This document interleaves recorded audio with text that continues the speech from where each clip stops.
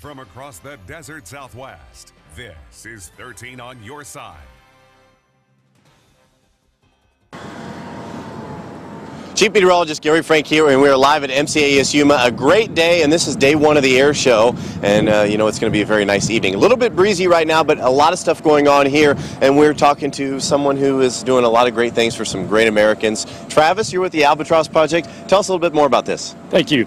The Albatross Project flies wounded veterans to and from their medical appointments free of charge. When our servicemen and women get injured overseas, they get stationed at the major military hospitals. Sometimes they have long, drawn-out recoveries over the span of many years. If they want to go home between surgeries or have family in town, they have to pay out of pocket for that. So that's where the Albatross Project steps in, and we'll fly them to and from their medical appointments free of charge. To raise funds, we take donations, and then we go around to air shows around the country and sell our merchandise, and all the profits go to help fly wounded veterans.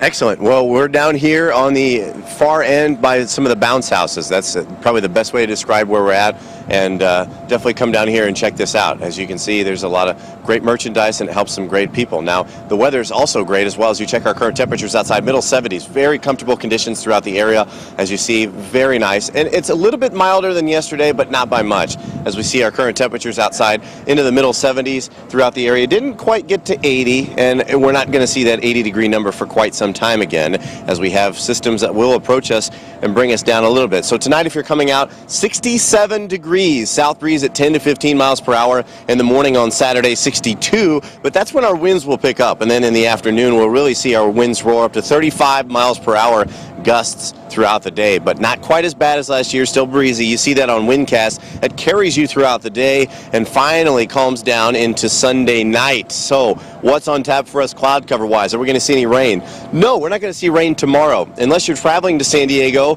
or traveling from San Diego. That's where we're going to see it in the mountains. It's going to be Sunday. That's the main day for anything. So Imperial Valley's planner tomorrow. We actually see gusts of 45 miles per hour by noon. In fact, we see a wind advisory in the mountains between the San Diego mountains, in between San Diego and of course Imperial Valley, because of the high winds, and that west breeze is the one that carries all that dust in the air. Now, future scan shows that that's when we're going to see rain fall in our area. It's going to by 7, 8, 9 a.m. That's where we see that cold front approach, and that's where we see a line of showers and even a few thunderstorms start to develop in the area. As far as rainfall totals are concerned, we're seeing off and on amounts between ½ an inch to an inch in some spots, but I think what we can generally enjoy throughout the area is at least ½ of an inch to ½ an inch in some spots. You'll notice north and east, that's where we see most of that rainfall, even off in the mountains, of course. So that's, as far as flooding is concerned, I think we're going to see a fair amount of it in some spots. Of course, when you see ¾ of an inch of rain, an inch of rain in some spots that haven't seen it in a while. Anything else is not that good of a bet